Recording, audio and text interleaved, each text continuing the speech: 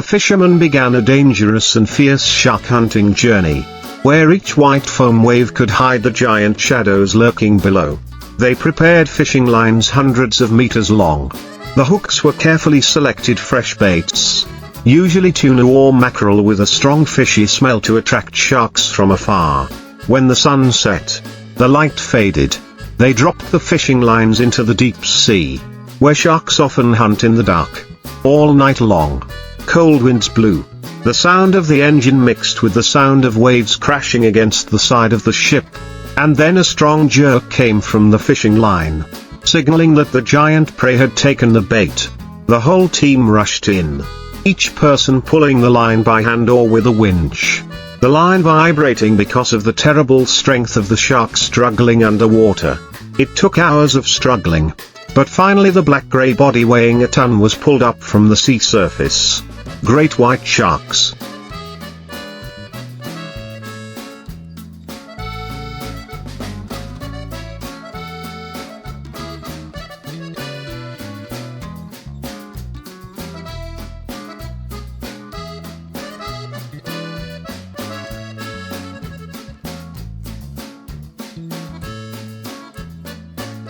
Mako sharks or giant hammerhead sharks were dragged close to the side of the ship. The sea water was dyed red with blood and foam. The fishermen used iron hooks and ropes to tie it down, then used iron sticks or sharp knives to quickly finish it off before it could struggle and cause danger. When the giant shark lay motionless, they began the process of cutting the meat right on the deck. Each sharp knife cut through the thick and rough skin, revealing the dark red meat inside. This work required strength and dexterity. Because the shark has a thick layer of cartilage and extremely hard skin, only experienced people can handle it quickly. The fins were cut separately, because they were the most valuable part. Dried or frozen to sell to processing plants. The meat was divided into small pieces, washed and put in ice boxes for preservation. The strong fishy smell spread throughout the deck.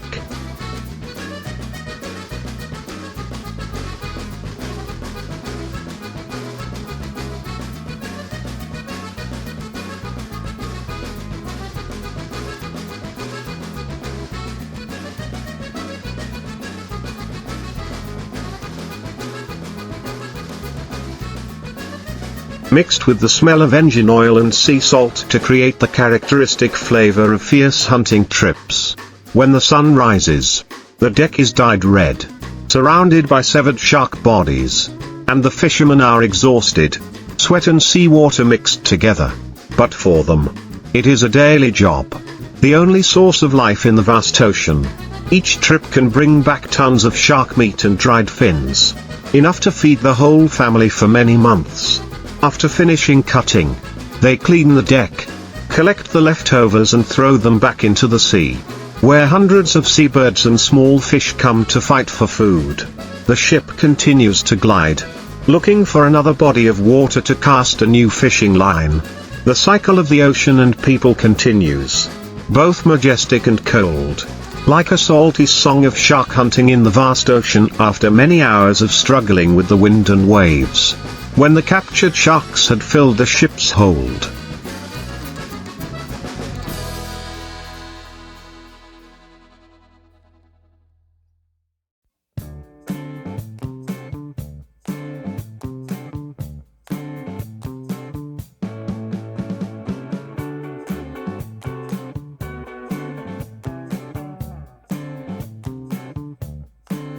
the sailors moved on to a more specialized preservation and processing stage. Each large block of meat was washed with seawater to remove the blood, then cut into even pieces and put into metal containers filled with ice. Some modern ships also have a quick freezing system, helping the shark meat stay fresh for many days at sea. Meanwhile, the skin and liver were separated. Shark livers contain a rare amount of oil, extracted as raw materials for the pharmaceutical and cosmetic industries. So fishermen were especially careful when handling them. They cut the liver with a specialized knife, put it in a sealed container to bring back to port. The skin, thick and rough, was peeled off in pieces. dried or salted to sell to tanneries. Some people used sharp blades as long as a hand to cut close to the cartilage layer, not leaving any part that could be used.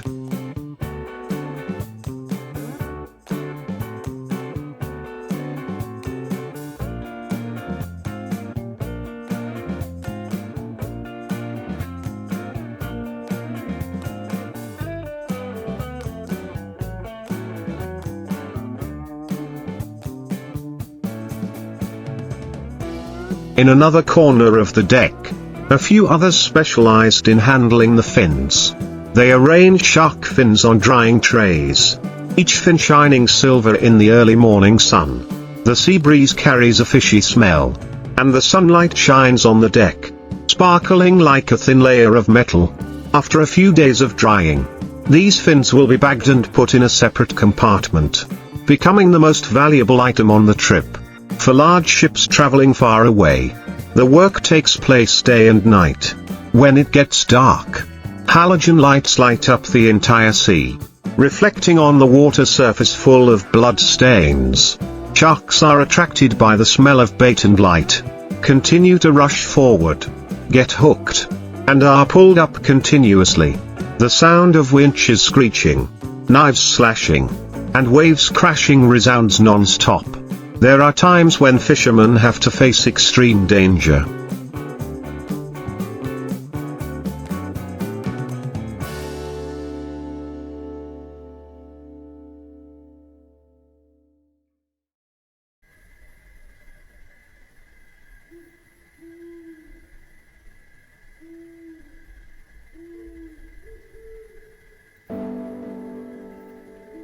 When live sharks struggle so hard that they can drag people into the sea, just a moment of losing vigilance. A tail swing is enough to seriously injure someone standing nearby. Therefore, each hook, each knife slash must be absolutely precise. After completing the hunt, the ship turned its bow back to port, carrying tons of meat, fins, skin and shark oil. The return journey was no less arduous, with big waves and storms that could strike at any time. But for them, it was the price to pay for a profession that was both brutal and lucrative, where people came face to face with creatures that dominated the sea. When the ship docked, dozens of workers were waiting to unload it. Blocks of shark meat weighing dozens of kilograms were transported straight to the process.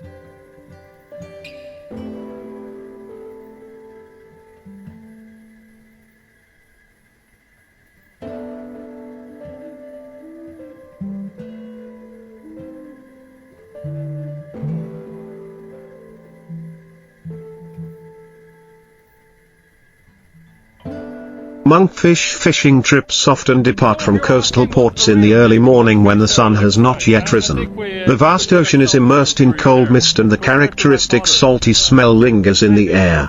Experienced fishermen prepare nets, fishing lines and bait to hunt this strange fish.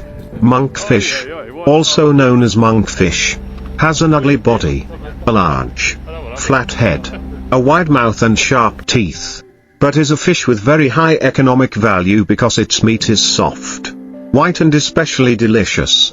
Especially the tail is considered a specialty in many European countries.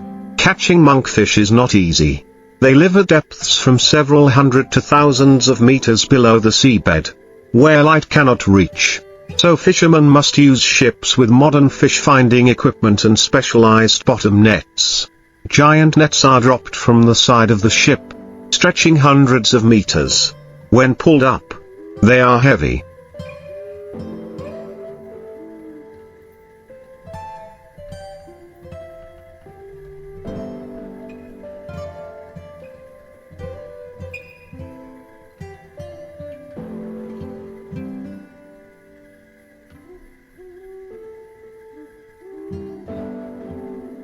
In which there can be dozens of struggling monkfish.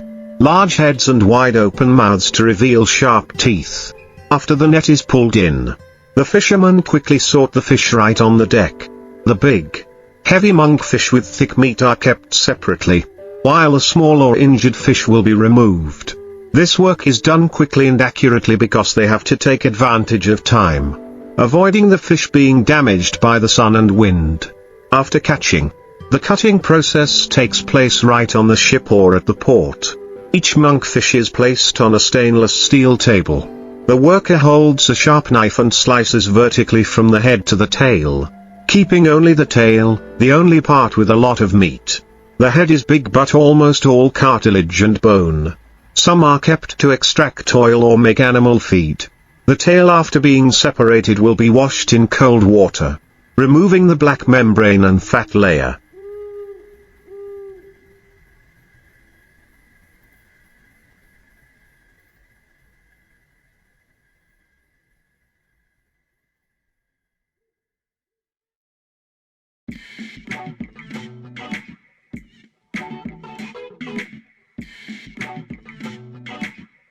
Then cut into blocks of pure white, firm, highly elastic meat.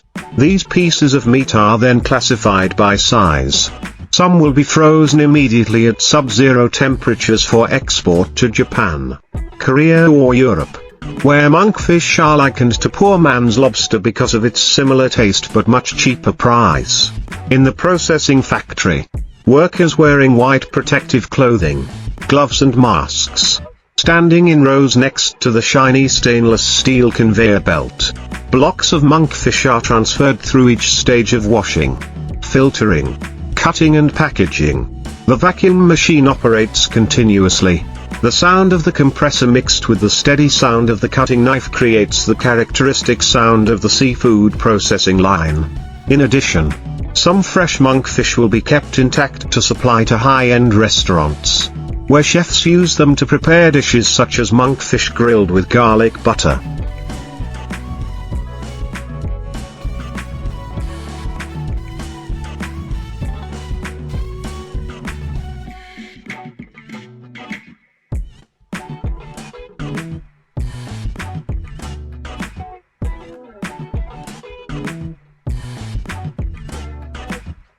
Steamed in wine or stewed with vegetables, the rich aroma spreads, making it difficult for diners to resist.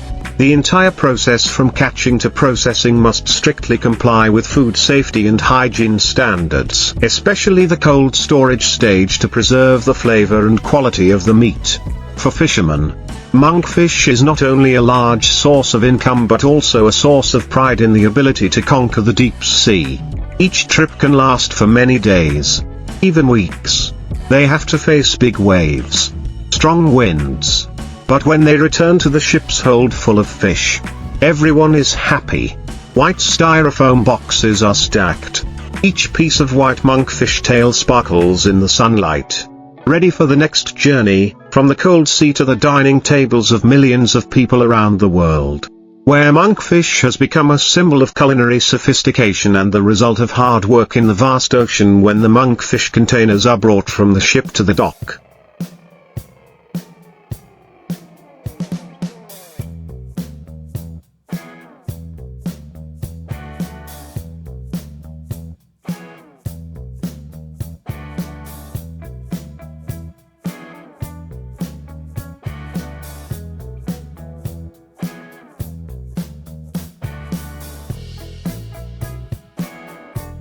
The fishing port becomes bustling. The salty smell mixes with the sea breeze. The porters quickly transfer each container of fish to the waiting refrigerated truck. The temperature inside the refrigerated compartments is maintained at -20 degrees Celsius to keep the fish meat fresh. Meanwhile, the inspectors check each batch of fish, evaluate the freshness, color and elasticity of the meat to classify before sending it to the processing factory. Inside the factory, the working atmosphere is rhythmic and serious. Each worker is proficient in each movement. They cut off the thick and dark skin surrounding the tail, peel off the hard tendons and remaining fat, revealing the smooth white meat like snow. This meat is cut evenly into square blocks, weighing about 200 to 300 grams, in accordance with international packaging standards.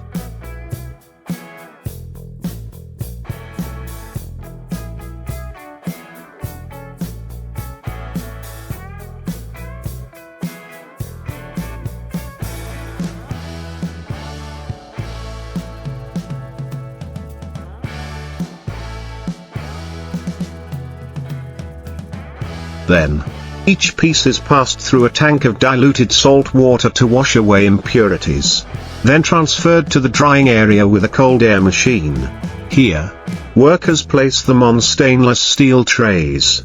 Put them in a quick freezing chamber at extremely low temperatures to ensure that the meat structure is not broken. After freezing, the fish are packed in thick vacuum packaging, with labels printed on the outside with the batch code, processing date and origin. These boxes continue to be loaded into refrigerated containers, preparing for export by ship or plane. Many of them will go straight to famous fish markets such as Tsukiji in Japan or Boulogne-sur-Mer in France, where chefs select each block of fresh monkfish meat to serve gourmet diners.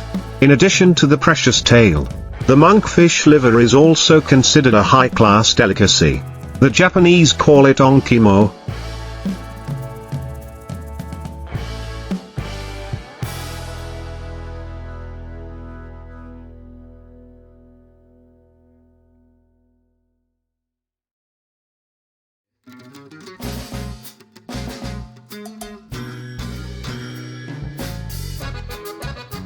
Steamed monkfish liver.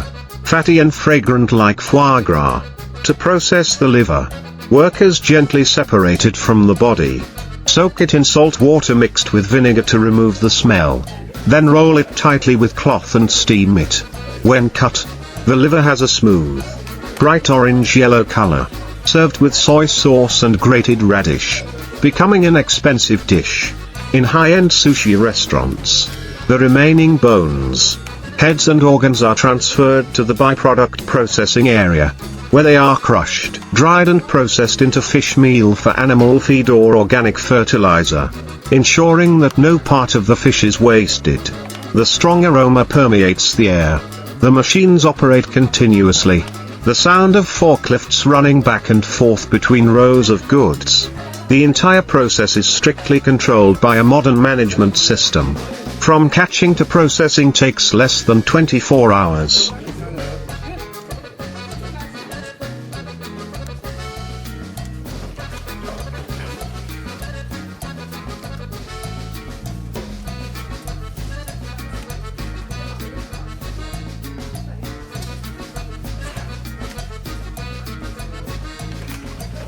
Ensuring that the fish retains the natural sweetness of the meat. The processors, despite the hard work, their hands always cold from contact with ice, are still meticulous with each knife slice because they understand that even a small mistake can affect the quality of the final product. At the end of the day, when work stops, the containers have been sealed. The refrigerated container truck turns on the engine, leaves the factory, and heads towards the port of export. Against the red afternoon sky, the sunset reflects on the sea surface as if retracing the journey of monkfish from the dark depths to luxurious banquet tables. A long journey filled with sweat, skill and pride of fishermen and marine workers in the vast warehouses located close to the port. Hundreds of monkfish crates are stacked high.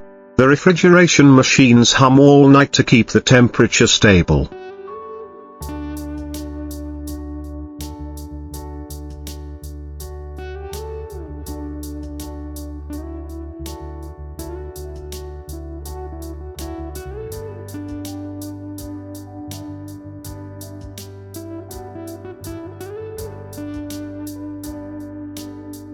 The bright white lights reflect off the ice covering the surface, making the entire space seem covered in mist. The final inspectors check each shipment, ensuring there are no signs of damage or errors before export. Outside, the refrigerated containers bearing international shipping labels are sealed one by one. Quarantine papers, food safety certificates and traceability are all signed. Just a small deviation in the process can cause the whole shipment to be returned. So every step is strictly monitored. Meanwhile, a small portion of monkfish is shipped directly to the domestic wholesale markets, where seafood traders get up at 3 to 4 a.m. to bid. They select each fish, checking the elasticity of the meat by pressing lightly with their fingertips. The natural scent of the sea and the clarity of the fish's eyes are signs of perfect freshness. The chef's high-end restaurants are also present.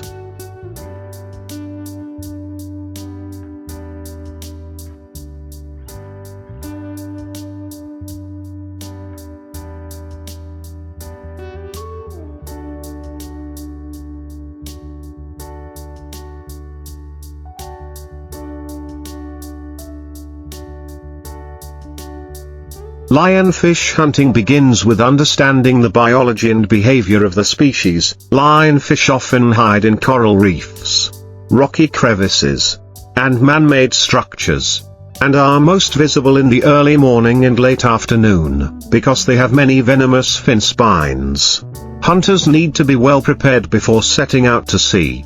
Necessary equipment includes a mask and snorkel or compression diving equipment if diving deep, thick puncture-resistant gloves, fin protectors, fin pins, or long pliers, a sharp fillet knife, a sturdy board or cutting board to cut the fish, a cooler to keep the meat, and if using a spear or sniper rifle, it must be safe and legal. There are two common methods: using a spear or sniper rifle when free diving/snorkeling to catch individual fish, or using traps/bins to collect many fish in high-density areas, with spears and sniper rifles.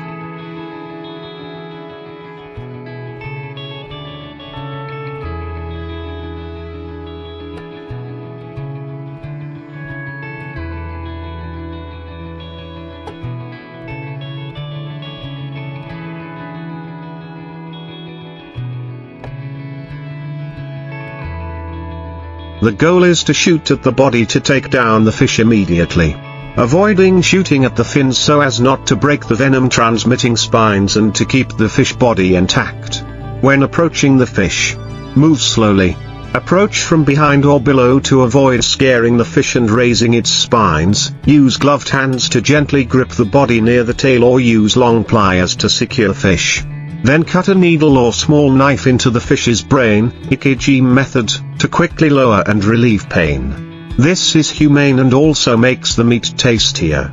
Since the lionfish's venom is located in the dorsal, pectoral and abdominal fin spines, the next step is safe handling. Use pliers to bend the spines to the back of the body and cut them off or wrap them with hard material before loading the fish onto the boat, if many fish need to be transported. Place each one in a covered container or cover to prevent the spines from injuring the handler.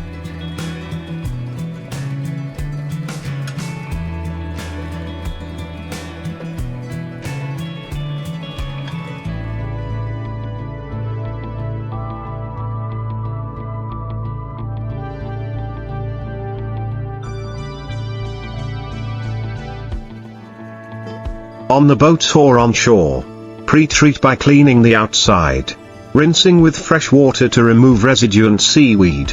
Then remove the venomous fins by using scissors or a knife to cut close to the body, always pointing the blade outwards and keeping your hand out of the path of the spines. The cut fins should be disposed of safely in a trash can, not mixed with food.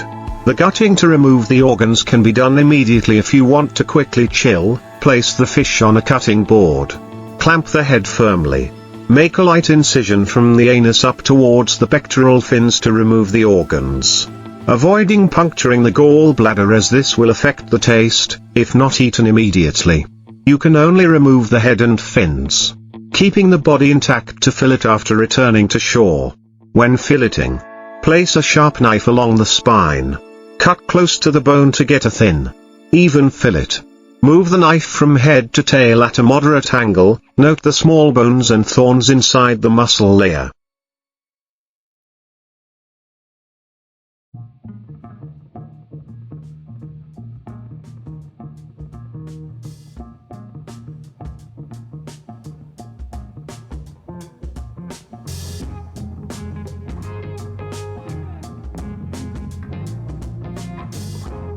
So you must observe carefully to remove small bones with tweezers if necessary. After filling, wash gently with cold water. Dry with a clean towel and place immediately on ice or in a refrigerator at a low temperature below 4 degrees Celsius, if you want to preserve it for a longer time. You can vacuum and freeze it -18 degrees Celsius or lower. In terms of cooking, lionfish meat is white and firm. Suitable for many ways: deep fried with flour, made into ceviche with lemon and herbs, grilled over charcoal with butter and garlic sauce, or made into soup/steamed according to taste. The taste is light, low in fat, so it combines easily with spices. Safety when eating is important. Ensure cleaning and cooking properly. Note not to consume the liver or organs if unsure of the water source because of the possibility of toxins accumulating.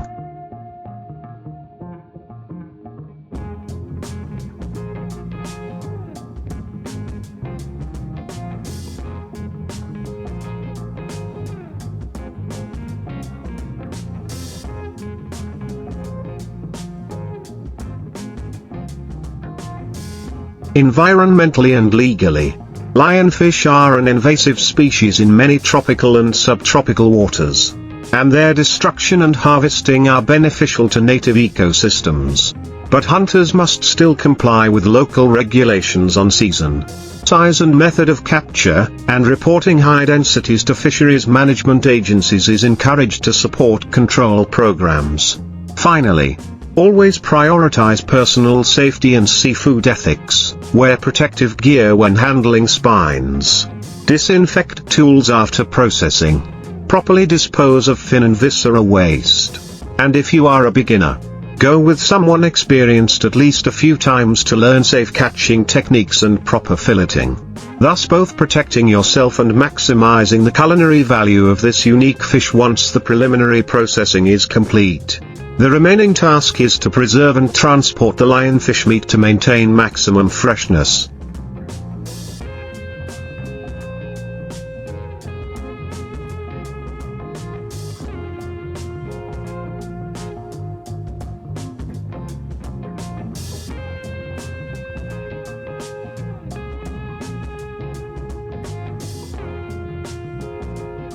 Professionals often carry dry ice boxes or cold boxes filled with seawater, in which they stack the fish in layers, with ice or cold gel packs between the layers to maintain a stable temperature.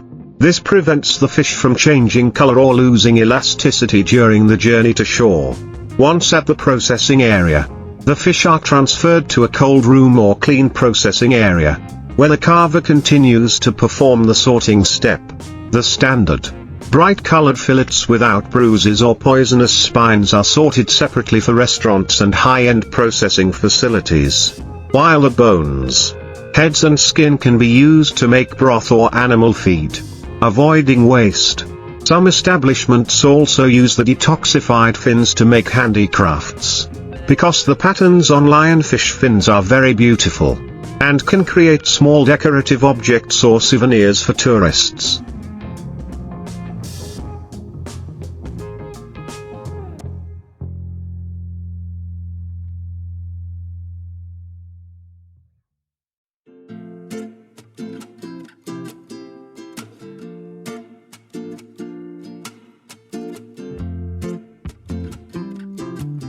In the next cutting step, professional workers often use specialized knives with thin, sharp and long blades to ensure precise cuts and not crush the meat fibers.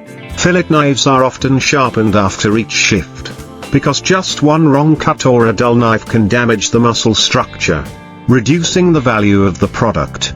They move the blade along the spine, separating each piece of meat on both sides, carefully removing the tendons and small bones. These pieces of meat are then gently washed with cold water mixed with a little salt to maintain the natural sweetness. Then drained and ready for packaging. Packaging is an important step to maintain quality, usually done in a cold environment, with a modern vacuum line. Each pack of lionfish fillets is accurately weighed, sealed, labeled with the date of capture, date of packaging and a traceability code to ensure food safety.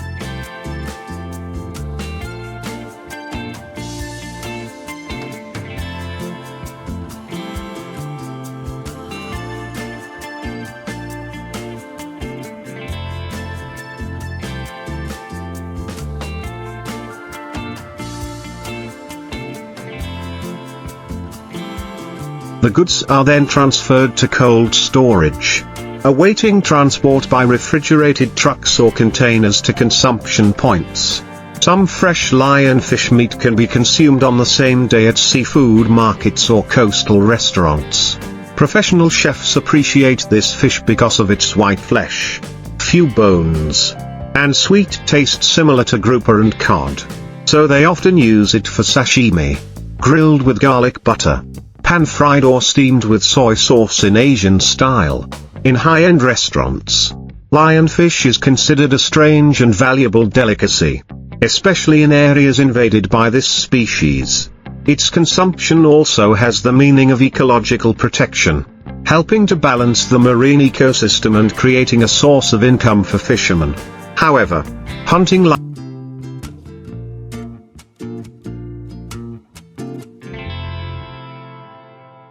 hunter must immediately immerse the wound in hot water at about 40 to 45 degrees Celsius to news.